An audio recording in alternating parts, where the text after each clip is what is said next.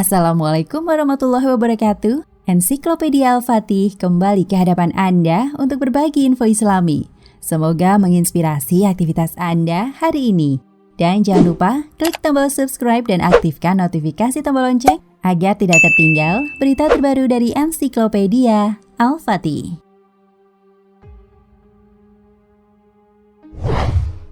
Ratusan tahun sebelum kelahiran Nabi Muhammad SAW, Zam-Zam sudah ada dan tidak ada seorang pun yang tahu keberadaannya.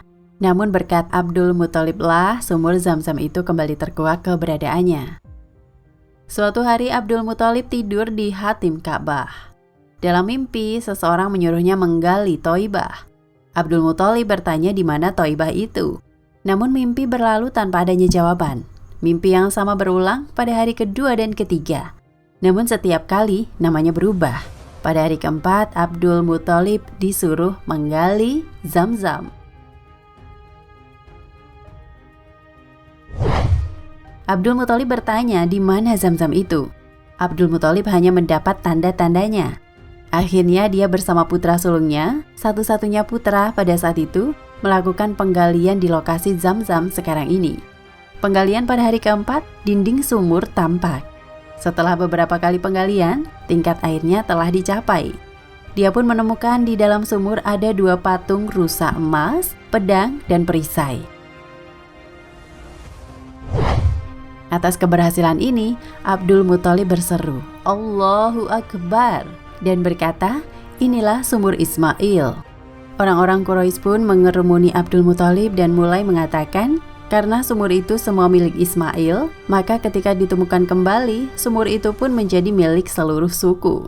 Abdul Muthalib menolak pendapat mereka dengan mengatakan bahwa sumur itu merupakan karunia khusus dari Allah Subhanahu wa Ta'ala yang dianugerahkan kepada dirinya.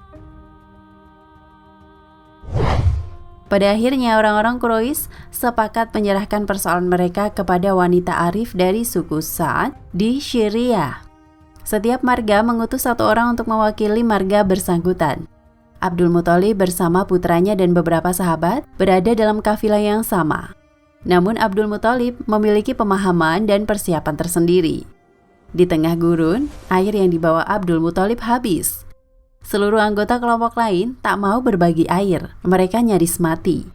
Abdul Muthalib menyarankan kelompoknya untuk menggali beberapa kuburan agar kalau ada yang mati, maka tinggal menguburkannya saja. Dengan demikian, hanya satu orang saja yang matinya terakhir yang tidak akan terkubur. Mereka pun menggali kuburan mereka sendiri. Kelompok lain cuma menonton saja. Pada hari kedua, Abdul Muthalib menasihati sahabat-sahabatnya bahwa menyerah kepada kematian tanpa melakukan upaya habis-habisan merupakan sikap pengecut. Kemudian Abdul Muthalib menaiki untanya dan untanya pun bangkit. Pada saat itulah kaki unta menjejak-jejak bumi dan tiba-tiba keluarlah air yang sejuk lagi sedap rasanya. Abdul Muthalib mengucapkan, "Allahu Akbar." Para sahabatnya juga ikut mengucapkan, "Allahu Akbar." Mereka pun lalu mereguknya untuk menghilangkan dahaga, lalu mengisi penuh wadah-wadah air mereka yang terbuat dari kulit. Abdul Muthalib kemudian mengundang kelompok lawan untuk ikut mengisi wadah-wadah air mereka yang terbuat dari kulit. Sahabat-sahabat Abdul Muthalib merasa keberatan. Namun Abdul Muthalib mengatakan, kalau kita berbuat seperti mereka, maka tidak ada bedanya antara kita dan mereka. Seluruh kafilah pun mengerumuni sumber air itu.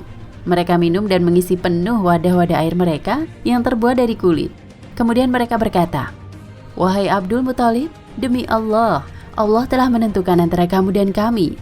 Dia telah menganugerahkan kemenangan kepadamu. Demi Allah, kami tidak akan pernah berselisih denganmu tentang Zam-Zam. Tuhan yang telah menciptakan sumber air ini di sini, di gurun ini, untukmu, telah menganugerahkan Zam-Zam kepadamu." Maka sejak saat itu, Zam-Zam pun menjadi milik pribadi Abdul Muthalib.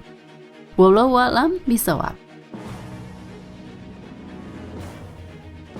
Nah pemirsa Ensiklopedia Al-Fatih, sampai di sini perjumpaan kita kali ini. Semoga menginspirasi.